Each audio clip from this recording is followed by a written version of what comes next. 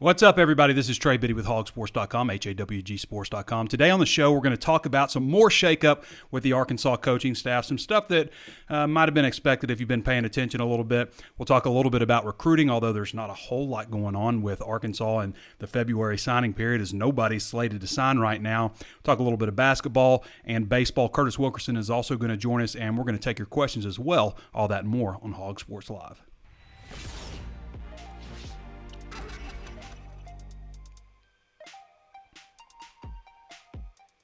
And before we get started, I'm not going to go into my normal spiel, but 60% off right now at Hog Sports. This offer ends on February 3rd at 10:59 p.m. Central Standard Time. So if you like great Razorback coverage, insider information from the number one guys in the business, then you're going to want to sign up for this deal. So the way this breaks down, it's 60% off the annual rate. So that breaks down to 83 cents a week, $3.58 for the entire month. Billed at just $42.96 for the whole year. So what are you waiting on? Like, it's starting to make me question your fandom a little bit. Like, if you don't like the best in Razorback coverage and you're a Razorback fan, what are you doing, really? Right? You can also sign up for 1 month for $1. Okay, so this is a great deal. And it ends February 3rd. Again, 83 cents a week, $3.58 a month. If you haven't signed up, right now is the time to do it. 60% off. It's just a couple of more days that we're running this promo. You can go to HawgSports.com. You'll see the banner ad right there. Click on it. There's no promo code or anything. Just sign up and you'll get the deal. You'll be glad that you did, and at a great, great rate. Like, seriously, what are you doing if you're not signed up for this already? You like the show? You like what we do on Drive Time. You like what Danny West does on his radio stuff. You like Curtis's Hog Hoops Live. If you like all that stuff, come see what we got behind the curtain for our VIP subscribers. You'll be glad you did. So, Jermiel Ashley, I believe that's how you say it. Now, we've actually known about this for a little bit. I've had the article queued in there just in case something happened. Kind of thought maybe right around right now would be when this happened. So this was obviously, Football Scoop has reported this first, but they're right. It's not just a rumor. This is happening. So Derek LeBlanc is on his way out at Arkansas, and Jermiel Ashley is on his way in. Now, for those who aren't familiar with him, he fills a lot of needs, especially when you consider. So first, with Kennedy coming in as tight ends coach, and we hadn't really talked about that, but with Kennedy coming in as tight ends coach, replacing John Cooper, that fills a need in Louisiana because he's got strong ties, in that state. He's, coached at Tulane and all that stuff. So he's got real strong ties in Louisiana. So Derek LeBlanc had ties in Louisiana, so that fixes that. Now with Cooper moving out, he had ties in Oklahoma, right? He was a former player for the Sooners and stuff, so he had ties in Oklahoma. So bringing in Ashley fills that because Ashley spent 6 years in Tulsa. And not only that, he spent 6 years in Tulsa, so he knows the landscape. There's a lot of great high schools there, Booker T and Union, and you could go on and on about all the great high schools in that area in Tulsa, which produces at a higher rate than it should per capita. So Tulsa's an important area. So it's good to get a coach from that region. He also is from DFW as a player. So he's from Fort Worth as a player. He attended junior college just outside of Fort Worth, a little southeast of Dallas, and also coached at a junior college southeast of Dallas. So with Ryan Rhodes moving out and Michael Scherer moving in at linebacker, Rhodes is your junior college guy. So this guy fills a lot of holes that you didn't have. First of all, you can never have too many ties in DFW, okay? And he's been a player there, both in high school and junior college. He's been a coach there in junior college, and now Tulsa, where he spent 6 years. So he's a former player at Kansas. So, and this is Kansas 2004, 2005. He was an all Big 12 guy in Kansas, and that's when Kansas was really, starting to pick up steam. I think in actually 2008 they went 12-1 and were nationally ranked under Mangino, and haven't been anything since then, and weren't anything before that either.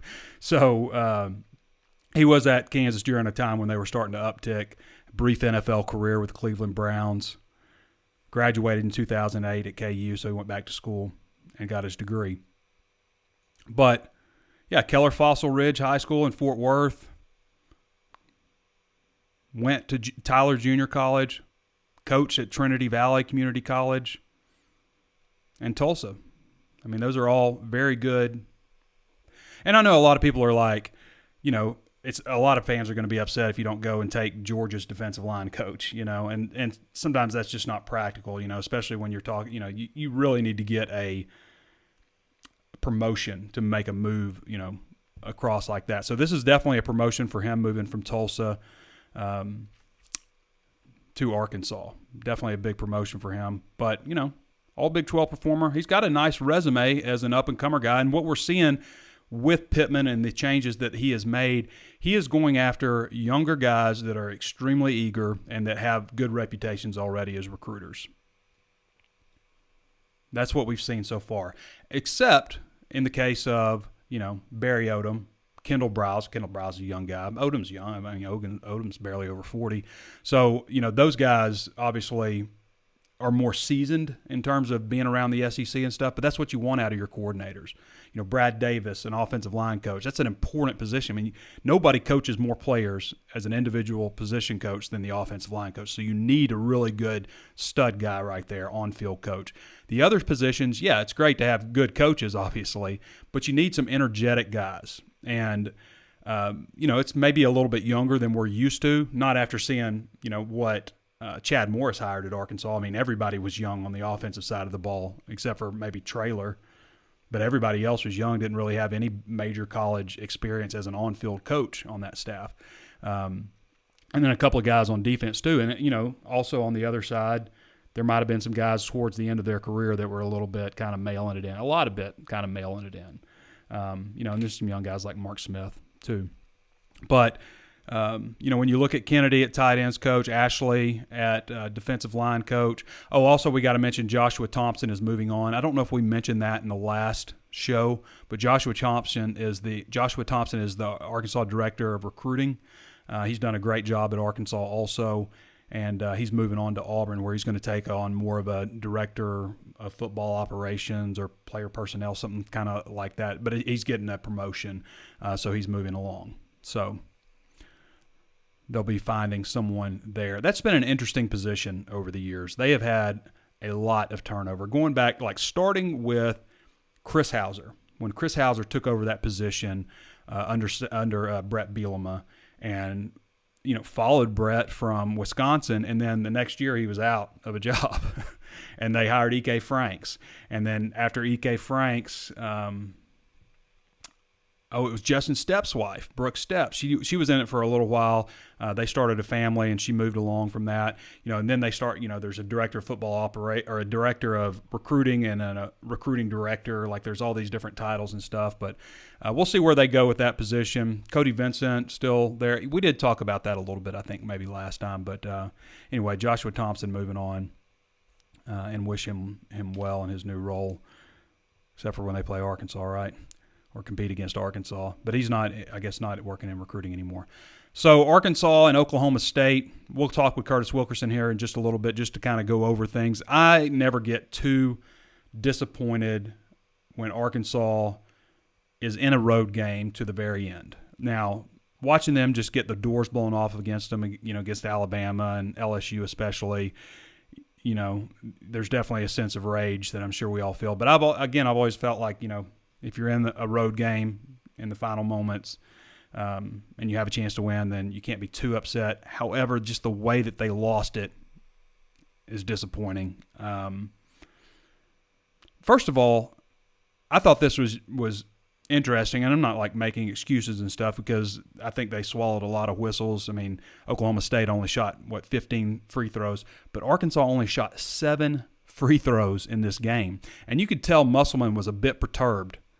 When he was asked about it, he said, no comment. Oklahoma State's just physical. He was just nodding his head, just in disgust. And he talked about it a little bit later also, but didn't really comment on it. He's like, I didn't think 15 threes was a lot of threes taken. It's not. I mean, Arkansas has only shot fewer than 15 threes one other time this season. They shot 14, I think, against Alabama. But this is easily a low for them on free throw attempts. I mean, they shot 31 against Auburn, 34 against somebody, maybe Missouri. I can't remember who. It's 34 against somebody else. They're averaging 21 free throw attempts per game in SEC play. And then to play this Big 12 game against a team that's regarded as being very physical and only shot 7 free throws. And that's really the difference in the game when you look at Arkansas shot attempts, the buckets they made, only fewer three-pointers out of, they shot 20, Arkansas shot 15. They lost the turnover battle, or they won the turnover battle. They lost the rebounding battle. That was kind of a wash, but Arkansas got more shots up. They got 70 shots compared to only 61 for Oklahoma State, made 34 of them. Oklahoma State made 31. The difference is free throws in this game, so I can understand Musselman's frustration. There are some other things that I think, people looking at, media or fans, like, why wasn't Jalen Williams playing? Well, he's got a pretty bad knee bruise, and that'll be evaluated. They got an early game turning around against Mississippi State on Tuesday at 8 o'clock, so it's a late game in Bud Walton Arena against Mississippi State. So Oklahoma State played Monday. Their next game was Saturday. Arkansas played Wednesday. So, one team had fresher legs and stuff. But, there's some things to be disappointed with this game overall. I didn't think Connor Vanover played particularly well to play as many minutes as he did. He was 4-9, 9 points, 5 blocks, like 4 rebounds or something like that, but and took the last shot, which was a good look. And the thing about Vanover is, man, I have seen him shoot absolutely lights out before, and I'm just perplexed at how bad he's shooting from three-point range lately. He was 1 of 4, including missing a game-winner opportunity, or tying. Was it winner? It might have been a winner. I guess they maybe fouled. I can't remember how. It feels like it's been forever ago. But we'll get into Curtis Wilkerson on it, talk a little bit more basketball stuff and maybe a little bit of baseball stuff. But next game up, Tuesday, February 2nd, 8 o'clock, Bud Walton Arena. That game is on the SEC Network against Mississippi State. This is a game that Arkansas should win. And then back-to-back home games. They get Texas A&M at 5 o'clock on Saturday, February 6th. So back-to-back home games for Arkansas. They should win both of these, in my opinion. I think in your opinion, too.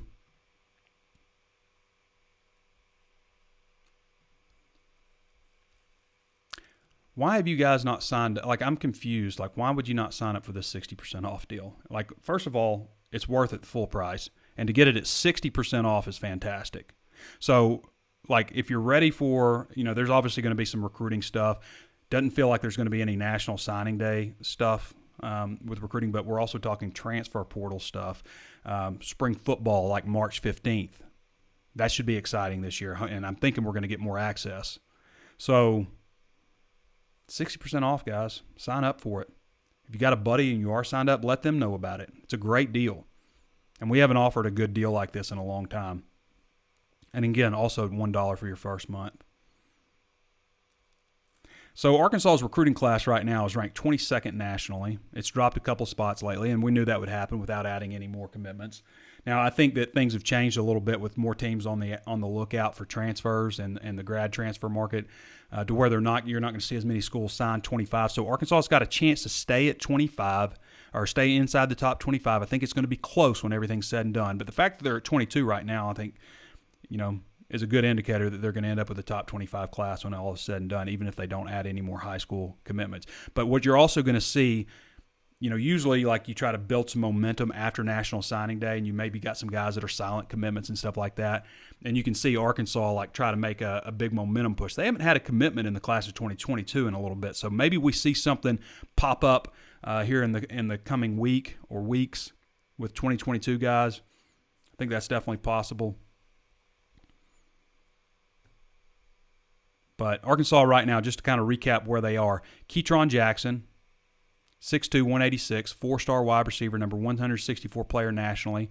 A.J. Green, 4-star running back, 183 nationally.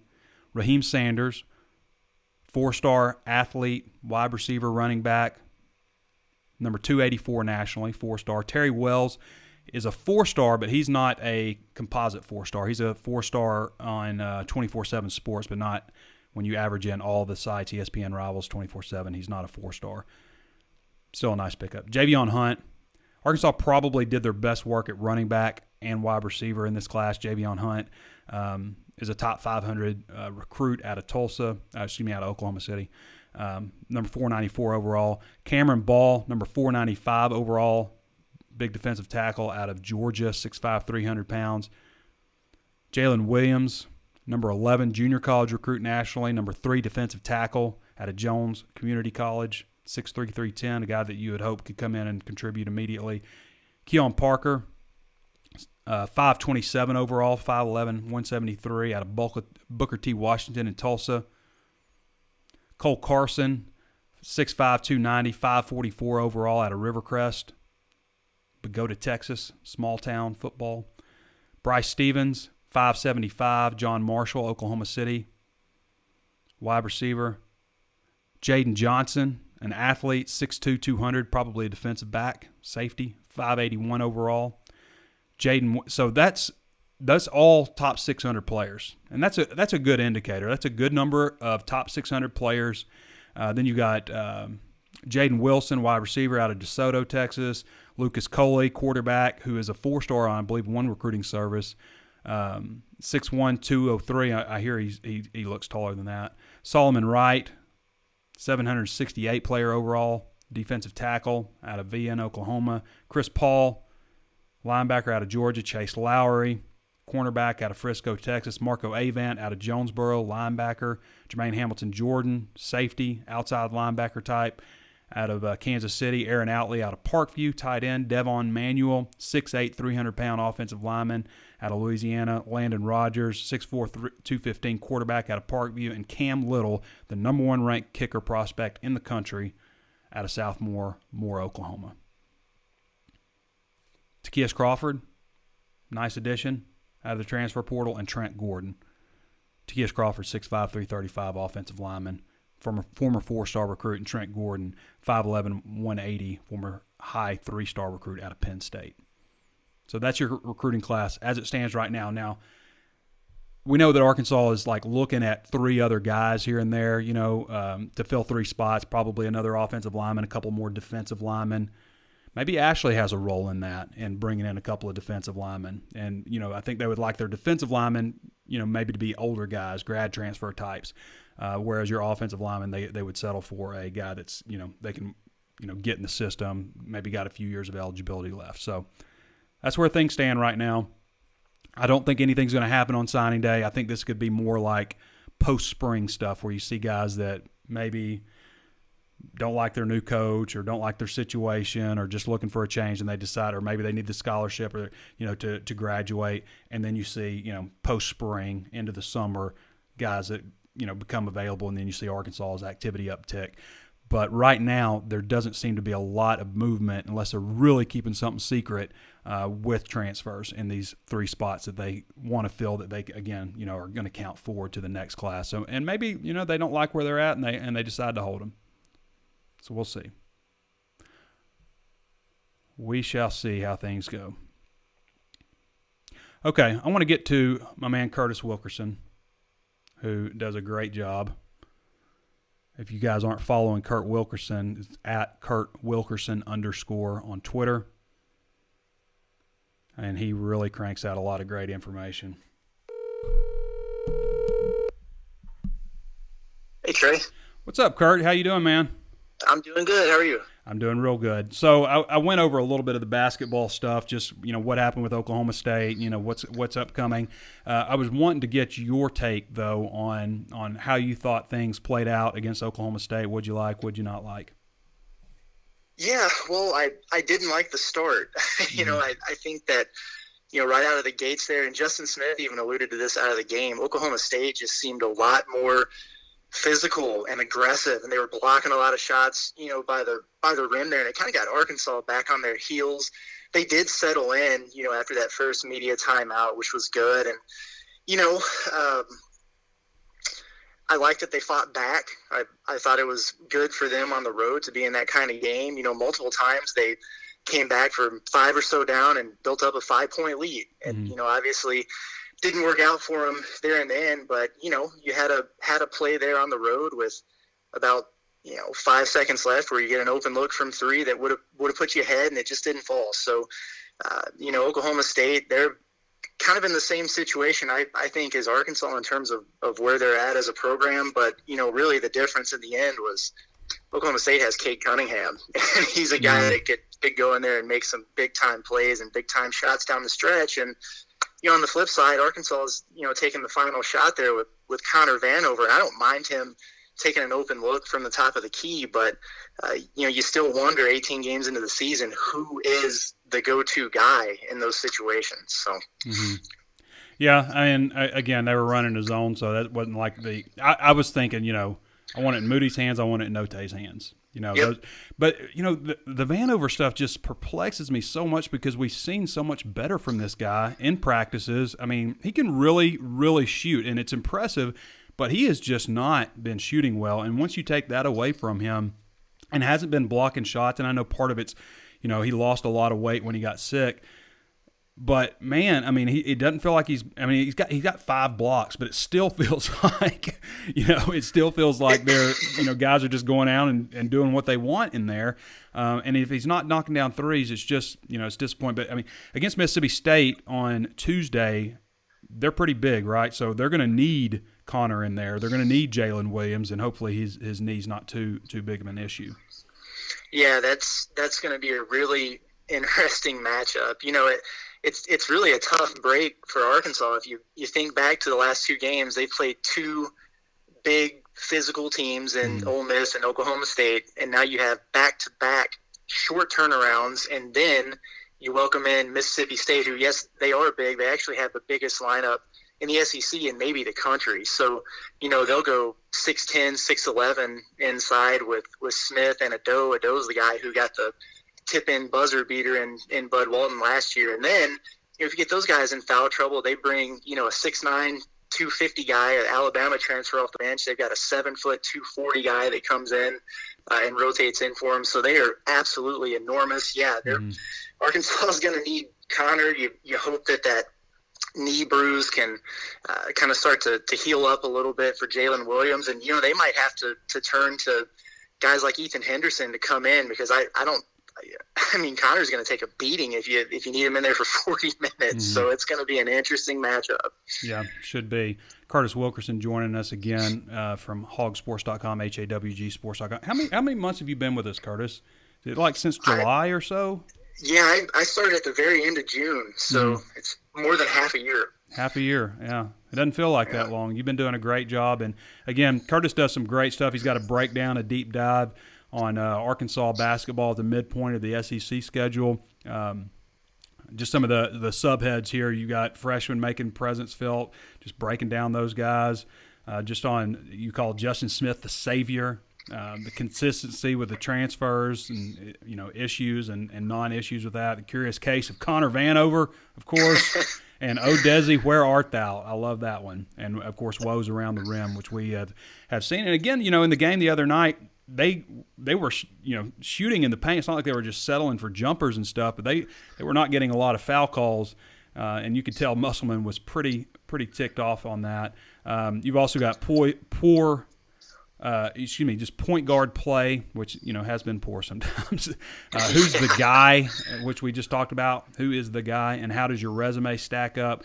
Again, this is you've done a really long article here, and one of just many great breakdowns that you do, and just another reason to sign up at HawgSports for 60% off right now. But I wanted to transition you over to baseball, Curtis. You've got something on Arkansas's rotation. You went out and watched scrimmage the other day. What are your thoughts right now, just on what you saw in the scrimmage and just the press conferences and stuff that followed? Or preceded it, I should say. Yeah, for sure. We got Dave Van Horn and several players on Friday for a press conference. And, obviously everyone's really excited to get the season started, especially when you think about college baseball.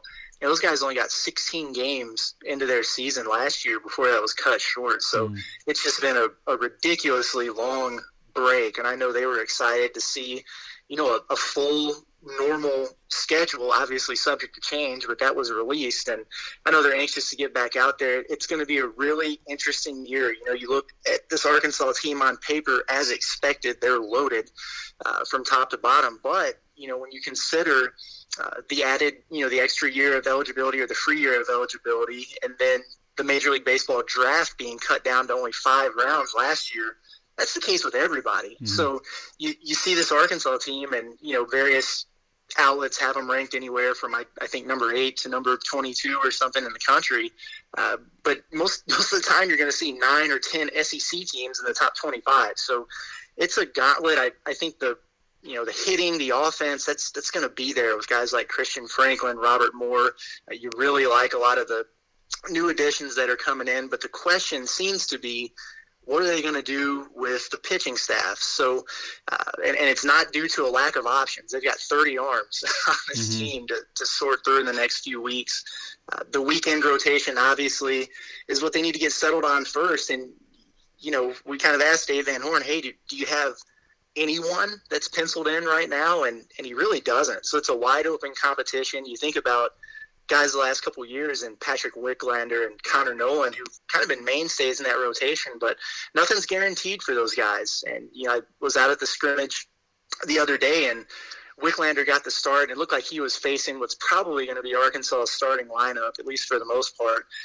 And he, some of the same issues that have plagued him in the past with control crept in. So walked a bunch of guys. He was only able to go, an inning plus, mm-hmm. Because of control, and something that's to be expected. I mean, it's a January scrimmage. It's the first one. It's cold. You can't feel the ball, and you're trying to hone in on your location and stuff like that. But it is kind of a recurring theme. So just tons of guys that they have options with there. They need to nail it down to a 3 for the weekend, and then start plugging the holes in the bullpen and some of those key scenarios that they're going to face along the course of the season. Mm-hmm. And nothing but cold weather on the horizon for us. All right, Curtis, before I let you go, I want to mention to everybody, you can also, for those of you who aren't aware, Curtis also does a show very similar to this. It's called Hog Hoops Live, so it's the sister show that we've kind of spun off of this one, just more of a focus on Razorback basketball, and, of course, all of Curtis's knowledge. He talks about other things besides basketball as well, but your show on that will be on Wednesday because we have the Tuesday game, so that show comes on after the midweek basketball game each week, so you want to make sure you tune in to Hog Hoops Live and hear everything that Curtis has to say from basketball. All right, man. All right. Appreciate the insight, Curtis. Yeah, absolutely. Anytime. All right. That's Curtis Wilkerson. Again, you can follow Curtis at Kurt Wilkerson _ on Twitter. And again, be sure to tune in to Hog Hoops Live on Wednesday. He does a great job for us. And so for baseball, again, season starts on Friday, February 19th against Texas Tech in Arlington at Globe Life Field, and consecutively at 7 o'clock. On the 19th, they play Texas Tech. The 20th, they play Texas. And the 21st, they play TCU. And then, I guess like a month later, they open SEC play, March 19th, against Alabama. So Curtis will be covering baseball for us as well. Arkansas, before I get to your questions, I'm going to in a second, but this is just one of the many things that Danny West cranks out. Arkansas has turned attention, obviously, to the class of 2022 and had a big virtual visit day on Saturday with several recruits. Curly Thompson out of Fort Worth, Texas, defensive end. Trey Emery, defensive tackle out of Mount Pleasant, Texas. Jason Llewellyn out of Aledo, Texas, a tight end. Toriano Pride, 4-star cornerback out of St. Louis. Chris McClellan, defensive tackle out of Owasso. I could go on and on this list. There's about 6 other names on there, and Danny has got a breakdown on each one of these guys, where Arkansas stands, how things went, their comments. We'll have individual articles on several of these players as well coming up in the coming days, just about what they thought about their visit to Arkansas. And once again, I have to remind you, before we get to your questions, sign up for the 60% off deal. If you've ever thought about, maybe I should sign up, I really like the show, or I like the free content that they put out. I like to listen to Trey on Drive Time. I like listening to Danny or Curtis on the radio. And I think Curtis is going to be on Out of Bounds today at 3, by the way. But if you like all that stuff, then come see what we have behind the curtains. Again, 60% off. That's 83 cents a week. That's like 12 cents a day. You can't buy anything for 12 cents. There's nothing, you cannot buy a gumball for 12 cents. Okay, $3.58 a month. Billed at just $42.96 for the entire year. You also have the option to sign up for 1 month for $1.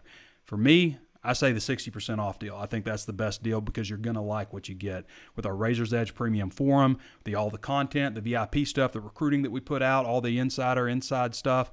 All of that stuff are reasons to sign up for HawgSports. So if you like the number one, if you like your source from the number one source in the business, if you like your content from the number one source in the business, then sign up for HawgSports. All right, thanks everybody for listening to that, but sign up for real, seriously.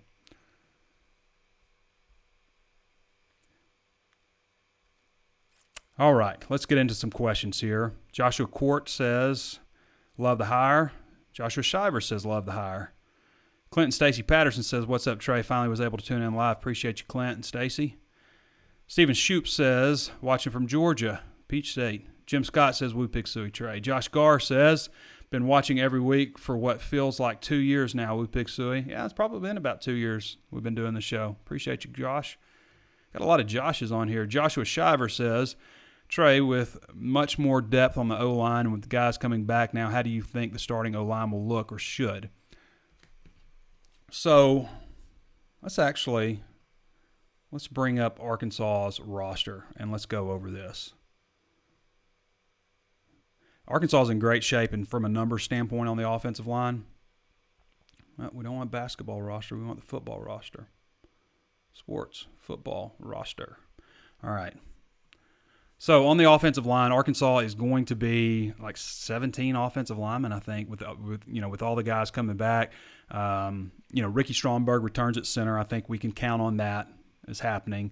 I think there could be an interesting battle at the right guard position with Bo Limmer, or actually maybe all the guards, Bo Limmer, Ty Clary, maybe Luke Jones. He's made a little bit of a push, and of course Brady Latham, a guy that has a lot of potential, but again, needs to get stronger, needs to get bigger. And that's the case still with Arkansas's offensive line. We're going to be talking about, they've got some guys that have been around the block, 7 guys with significant starting experience. They still need to get a little bit bigger, and they've done that with the younger classes, but we're still going to see another year of, and Ty Clary's gotten bigger. He's 6'4", 298, and he's going to continue to get bigger. And the same case with Brady Latham at 6'5", 296.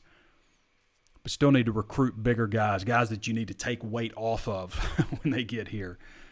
So that's kind of, how I would say the interior is. Left tackle, Myron Cunningham is going to be your starter again. At right tackle, if Noah Gatlin can stay healthy, he's a guy with a lot of potential, like maybe even next level ability, but he's got to stay healthy. It's been year after year with him. So Noah Gatlin, I think, you could kind of pencil him in. But, there's other guys like Jalen St. John, speaking of guys that you need to take weight off of. He was listed at 6'5", 359. You've got Ray Curry Jr., 6'5", 320, came in at that size. You've got Marcus Henderson, who was well over 300 pounds in high school, trimmed down to 300 pounds as a senior, and played at 280 last year, also was playing tight end. So he can obviously put that weight back on, but he's a left tackle of your future. I think I see him kind of playing behind Myron Cunningham next year before he takes over that job.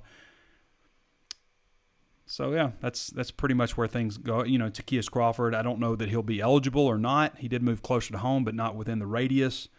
And we don't, there's not like the waiver of like all transfers being immediately eligible. That hasn't been approved like kind of we thought it might be, which is a rule, again, that I'm against. I think there needs to be something in the way of players transferring to where, like, hey, you probably going to have to sit out a year if you transfer, unless it's after 2 years. You put in 2 years, transfer free and clear. But most players think about quitting at some point their freshman year or transferring. And I think there needs to be something to dissuade that. I'm not saying it's a perfect system, not even saying it's fair, but I think it's probably the best option until we figure out something better than that. So, anyway, that's kind of where I see things. And then, of course, you've got Dalton Wagner, who obviously played a lot for Arkansas this year. I think from a talent standpoint, Noah Gatlin's better, but Wagner stayed healthier. And you never know with some of these young guys, maybe a Jalen St. John or a Marcus Henderson or Ray Curry, one of those guys steps up. I don't know you're going to see any of the freshmen. I think ideally you would redshirt those guys if you can. So I like talking offensive line. Devin Newman says, any other moves? You don't have to mention names or just a yay or nay. Any insight as to why Cooper was let go? So I don't see, as far as on-field coaches, I don't think that we're going to see any other changes. I'm not aware of any, okay? With the Derek LeBlanc stuff, we were just kind of waiting for the proper channel just to go through. Sometimes coaches are encouraged to find another job, find another opportunity. And that we've seen that going back to when Brett Bielema was at Arkansas. I know that happened several times. So I think it comes down to recruiting. Now, Cooper may have had some impact with the kids in Oklahoma, but maybe not as big an impact as they wanted him to. Tight end is a position that is probably as thin as any position on the field. Really, you've got two tight ends with playing experience. You brought in a guy last year who's rather inexperienced. I don't think that Aaron Outley, I don't know that it mattered who the tight ends coach was for Aaron Outley. He's an Arkansas guy. I think he was going to come here. So, you lost a couple of guys the year before, one to Auburn who was committed to you, one to UT San Antonio who was committed to Jeff Traylor, but you weren't able to hold on to him. So I think it comes down to recruiting on that, and maybe the same thing with LeBlanc also, with Cameron Ball, was that LeBlanc or was it more Georgia connections? I think it was probably Georgia connections, the junior college kid. I just think overall it comes down to recruiting. I think that's maybe why Pittman has gone to maybe some more young, energetic, anxious to prove myself type of guys at some of those spots. So that's kind of what I think. Joshua Shiver says, also, is A.J. Green the second-string running back, or is it one of the other guys behind Traylon Smith? I think it'll be A.J. Green. I think he has explosive speed, good size. I think he fits the qualifications. And you guys know, as I've said with running backs, you can either run or you can't. Mainly with running backs, it's like getting better at pass pro, learning the offense, the ins and outs. But A.J. Green is a 10.38 100-meter guy, and he is about 200 pounds right now. So I like that a lot. I think Arkansas will like that a lot. He's not on campus. Javion Hunt is, who's probably one of the more overlooked guys in this class. He's a really good potential running back, probably going to be a little bit bigger. AJ's maybe a little more leaner built, but still twitched up, Or Javion looks like he can maybe carry a little bit more weight. Dwight Raleigh says, do all this change up in the staff concern? It doesn't concern me, no. Now, if it was Barry Odom leaving, yeah, that would be like, Or, Kendall Briles, something like that. Or if it was a situation where I didn't feel like they were encouraged to make a change, then yeah. Now, Justin Stepp, I like Justin Stepp a lot. I think he was a strong recruiter for Arkansas. I think wide receivers played well overall this year, got better. Trey Knox didn't, but, Devion Warren did, Mike Woods did. Traylon Burke certainly built on his freshman season. So that was just kind of a situation that was a tough deal, with Pittman keeping Stepp on last year. But South Carolina is the city of his birth, Columbia, South Carolina. So it's hard to deny anybody wanting to come back home. I mean, like, guys that are out there in Georgia or Texas or something, what if you got a raise and an opportunity to do the same job in Fayetteville, where you're from? So, but anyway, Kenny Guyton, it kind of fits that role as a guy who's energetic, Kendall Briles knew exactly who he wanted as wide receivers coach. He didn't. There wasn't even a hesitation. Like, technically, none of the Justin Stepp stuff was even official. It was 2 hours later after that stuff came out that Kenny Guyton's name got floated out there. So, no, it doesn't concern me overall because I know that Pittman, most of these moves were made from Arkansas. Like, we need to make a change here, Where's Alfred Davis at these days? I know he was at junior college. I think he caught on somewhere D1.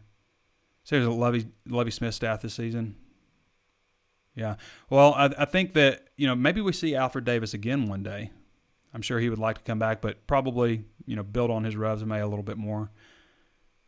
Still a pretty young guy. Joshua Shiver says, a great question about the same thing. Clinton Stacy Patterson, is there any guy in the transfer portal we're close to getting at this point? I do not think there is. I just hasn't been a guy yet, and I think maybe we see them pick that up after the spring if they do intend to bring a guy in. Is there any concern for the lack of commitments or crystal ball predictions for Arkansas in class of 2022? I wouldn't say yet. No, I wouldn't say yet. I think that'll happen. Arkansas needs to get some guys on visit. They need to lift this restriction on these guys not being able to visit. I mean, there are guys that have enrolled in Fayetteville who've never been to Fayetteville. You had 10 guys or so enroll at midterm some of them never even been here before. It's just ridiculous. These guys, I know we're in a pandemic, and I know it's scary, but we're in the off season of football now. There's no risk, concern of not being able to play a game because somebody came in and got coded. You can test guys, all this stuff. You can do a rapid test on some of these recruits coming in, or require them to have a test the day before they come in. Bring them in smaller numbers. Let them get more informed on the most important decision of their entire lives to this point. Lift it. Lift the restriction. Free the visitors. Hashtag free the official visitors and unofficial visitors. Brandon Kaiser says, where are we at with remaining scholarships available for next season? I mean, if they count 3 ahead, then that it's obviously going to bring them down to 22. But then they could count 3 ahead. You can keep borrowing forever. I mean, you can literally borrow from the next class over and over and over again. So if you're pushing 3 ahead, you can just keep borrowing. I haven't done the whole total yet on where they are scholarship-wise, but I need to get that figured out before we dive into spring football, which I think will probably be about March 15th. So we're looking at about a month and a half before that kicks off. Jim Taylor in Fresno, I ate your pistachios, but can probably find more than ever if you get a – oh, I forgot to send you that, Jim. I need to make a note right here. All right. I forgot about that. Jim, I'm going to send you a message after this. Get those pistachios. Jimmy Grant says you just signed up for a year. See, Jimmy is a smart guy. He likes in-depth insider Razorback coverage. Thing is, we're always going to outwork everybody. We're always going to put more work forward. If somebody else is working hard, we're going to try to work harder. That's just how we've done it. That's how we've been in business for 18 years. I appreciate that, Jimmy. Everybody else be like Jimmy. Carl Monger says, we have one of our young men that likes to dribble too much. I can imagine the coach can take him out too many turnovers. Yeah, Jalen Tate's had a lot of turnovers. James Matthew Nolan says, thanks for all you do, Trey Wupiksu. There's no way Vanover should be shooting as time is expiring. Hope Williams is okay. It's an open look. They're playing a zone. They didn't get it's hard to get exactly what you want. I think that's just, the situation that presented itself.